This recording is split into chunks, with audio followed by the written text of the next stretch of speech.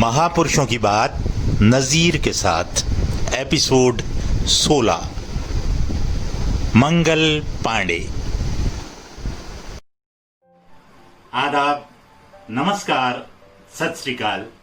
दोस्तों, आप जुड़े हुए हैं हमारे चैनल नज़ीर कुरैशी के साथ और आप यहां पर देख रहे हैं महापुरुषों की बात नज़ीर के साथ। आज ही से हमने इस चैनल पर एक और नया कार्यक्रम शुरू किया है, मुद्दे की बात नज़ीर के साथ, जहां पर आप देख सकेंगे आर्थिक, सामाजिक, सांस्कृतिक, साहित्यिक मुद्दों पर चर्चा नज़ीर के साथ।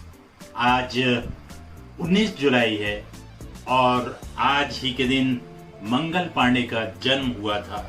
हालांकि मंगल पांडे की जीवनी पर हम एक कार्यक्रम पहले प्रस्तुत कर चुके हैं, लेकिन आपके साथ शेयर भी कर चुके हैं।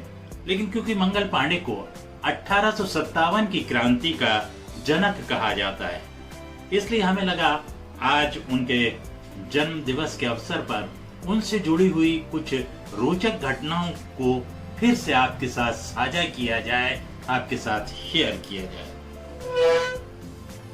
आगे बढ़ने से पहले हम आपसे गुजारिश करना चाहेंगे कि आपने अगर अभी तक हमारे चैनल को सब्सक्राइब नहीं किया हो तो इसे सब्सक्राइब करना ना भूलें। तुरंत हमारे चैनल को सब्सक्राइब करें।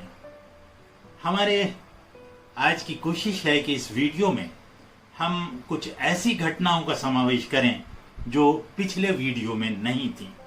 वर्तमान उत्तर प्रदेश के फैजाबाद में 19 जुलाई 1827 को मंगल पांडे का जन्म हुआ था और मात्र 22 वर्ष की उम्र में वो ईस्ट इंडिया कंपनी की फौज में सिपाही के रूप में भर्ती हो गए थे और उनकी पदस्थिति हुई थी 34वीं बंगाल नेटिव इन्फेंट्री में और उनकी सिपाही संख्या थी 1446। मंगल पांडे को 1857 की क्रांति का जनक तो कहा ही जाता है। एक और महत्वपूर्ण बात यह है कि उन्होंने सबसे पहला नारा दिया था, सबसे पहले ये नारा दिया था, मारो फिरंगी को। सिपाहियों में इस बात को लेकर अंदर ही अंदर लावा धधक रहा था, इस बात को लेकर कि फिरंगी या ईस्ट इंडिया कंपनी ने वो कारतूस जो हिंदुस्तानी सिपाहियों को राइफल के अंदर इस्तेमाल करना होते हैं, उनके अंदर सुअर और गाय का मांस या ये कहें कि झिल्ली उसके निर्माण में लगाई थी और कारतूस को इस्तेमाल करते वक्त मुंह से छीलना पड़ता था, जो कि हिंदू और मुसलमान दोनों की भावनाओं को आहत करता था। और मंगल पांडे ने यही भावनाएं जो आहत हो रही थीं उनको एक दिशा देकर सिपाहियों में बगावत का जोश भरने की कोशिश की। दरअसल 34 इन्फेंट्री की तरफ जब 19वीं इन्फेंट्री के ब्रिटिश सिपाहियों ने कूच किया या बढ़ना शुरू किया, तब भारतीय सिपाही ये समझे कि ये मूव उन्हें मारने के लिए है। इस कारण सिपाही और आक्रामक हो गए। उधर मंगल पांडे जब कारतूसों के इस्तेमाल से उन्होंने मना किया तो उनकी वर्दी उतारने और राइफल वापस लेने के आदेश दे दिए गए।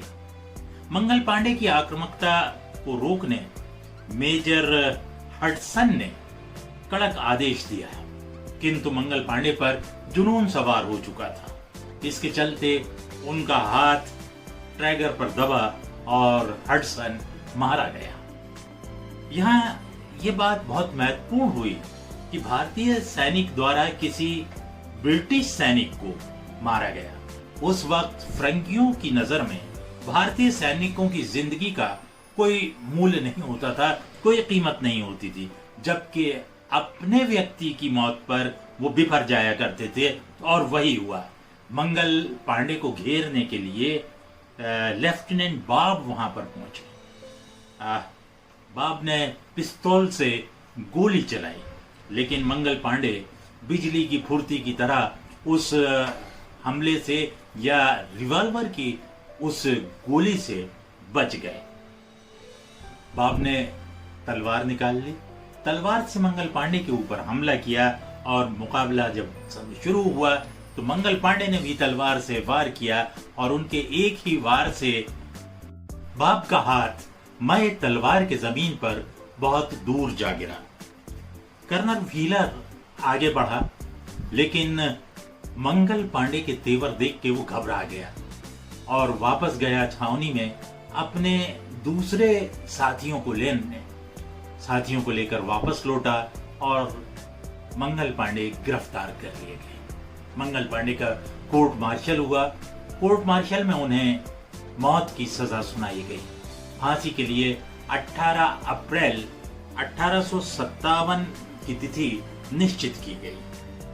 लेकिन अंग्रेजों में दहशत इतनी ज्यादा थी, उन्हें ये लग रहा था कि मंगल पांडे को जितना ज्यादा दिन जेल के अंदर रखा जाएगा उतनी ही ज्यादा ये क्रांति की लपटें सारे हिंदुस्तान के अंदर फैल जाएंगी। अब यहाँ पर सबसे जो महत्वपूर्ण घटना हुई, बैरकपुर के जो जल्लाद थे उन्होंने मंगल पांडे को फांसी पर चढ़ाने से या अपने काम करने से मना कर दिया और बाहर से जल्लाद बुलाए गए और 8 अप्रैल की सुबह सुबह मंगल पांडे को फांसी के फंदे पर लटका दिया गया। लेकिन क्रांति की जो मशाल आजादी के मतवालों के हाथ में मंगल पांडे ने थमाई थी, उस मशाल की लौ काफी लंबे वक्त तक चलती रही और अंततः आजादी हमें मिली। इस वीडियो के माध्यम से हम मंगल पांडे को अपनी श्रद्धांजलि अर्पित करते हैं। आज की वीडियो में सिर्फ इतना ही। आपको अगर अच्छा लगा हो तो इसे शेयर कीजिए, हमारे चैनल को सब्सक्राइब कीजिए। फिलहाल इजाजत। इनकलाब जिंदाबाद।